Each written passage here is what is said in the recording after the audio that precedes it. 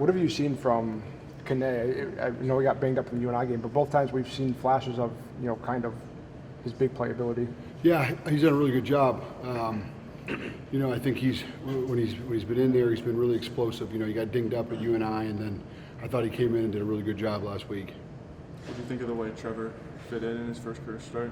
Trevor played really well. I expected it, because of the way that he's practiced and just how important this whole thing is to him. But yeah, he was really impressive to be thrown into a really tough environment and to play pretty well. What about the O-line in general? It seems like you're progressively moving guys more consistently from game to game. Yeah, I hope so. I think we were really happy with their performance overall. I thought they pass protected really well. I think we're just continuing to keep working at that group, and that group's been really willing to work at it. So they've done a really good job, and hopefully we can continue our growth and keep moving in the right direction. Going back to Kanae, what can we expect to see from him, from a fully healthy Kanae? Or do you even know yet? Well, no, I think, if you look at through spring and then, through fall, and really his work ethic through the summer, I think Kanae's really invested a lot in himself. He's a very intelligent young man. The team's very important to him.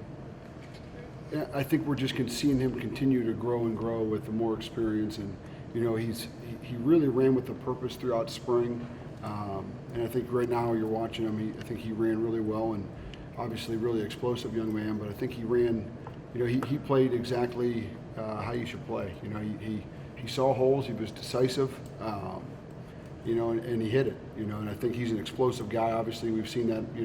Throughout the years and on kickoff returns and those type of things. And it was really good for him to get some really good, meaningful action. Really, 2 weeks in a row to make some big explosive plays. Has that been the biggest thing with him? It seems like when he doesn't do any kind of dancing, it's like he gets right through that hole. I think that's with any running back. Obviously Dave was a little bit different. Yeah. Dave had the ability to, and he's still doing it. But I think obviously you always want running backs to be able to make one cut and one decision and hit it and go and then see what happens. And I think he's doing a really good job of that. How do you feel about Colin Olsen and the fit that he gave you at that center? Man, he was awesome. That's really hard to do. It's really hard to go in and do that, and especially in really 1 week or 2 weeks, I guess.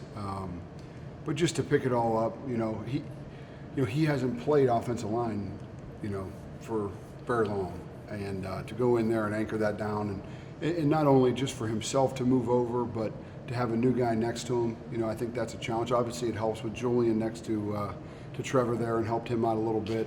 But yeah, we were really pleased with him. What's the biggest challenge Louisiana Monroe defense presents? I think Coach Campbell used the word havoc. Yeah, they get after the quarterback. They get a million people holding them. I think they do a great job in rushing the quarterback. They can come from any angle. I think they're multiple in the way that they attack and stress you out. And I think it's really good team speed, and they play really hard. They're really aggressive, and I think it's a good group. You've had some drives stall out around the opponent's 40 in your first couple of games. Is that a problem with execution or play calling, or what do you think? Yeah, I don't know. I think we fumbled the ball going in. We went off sides on a 3rd and 3 inside the 35, and at the end of the game there we didn't convert. So hopefully that line of demarcation, hopefully that's not doesn't continue. We know that we have to be better within that region of the football field, and we also got to be better down towards the goal line. And those things have showed up a little bit, and we got to continue to kind of hone in on what we're doing and get a little bit better in that area. What did we expect to see from a fully healthy Chase? I don't think we've ever seen that either. Yeah, Chase has had about every crazy thing you could ever have. I think last week he came in and did a really good job.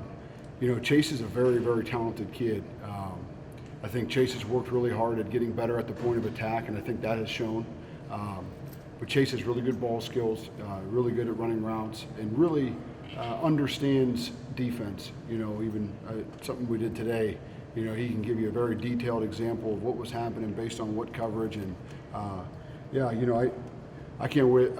I have a pretty good idea. I can't really wait to show everybody and for him to really get the chance to feel really healthy and successful. The fact that the basketball background that he has, is he that jump ball guy once he gets, I once he think starts he- playing on two legs? Yeah, I think he certainly can be. Yeah. I think I remember watching him play basketball in Yeah, high yeah. school, and he's a really good player. And I think when you look at tight ends in general, and a lot of football players, but I think that tight end group in general, when you find those guys, most of them have some sort of, at least the really athletic ones, they have some sort of basketball background. Last year I was fortunate with a couple of guys that I had in Indianapolis. They all had basketball. We had a guy that never played football before, and I think you see that more and more, as this is going on. That the more spread out, I guess, football gets, from this league or from whatever league.